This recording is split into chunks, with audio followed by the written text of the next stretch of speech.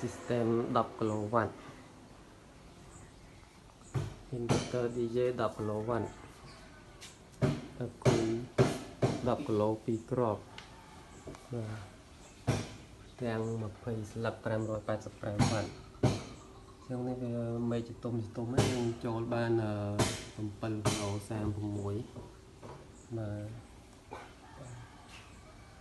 ចឹងយើងមើលពីការរៀបចំឧបករណ៍បរិក្ខារ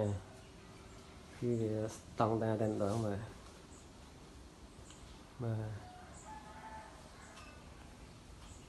នេះស្តង់ដារ IMB បាទចេញមកគឺភ្លឹងចឹងហ្មងបាទ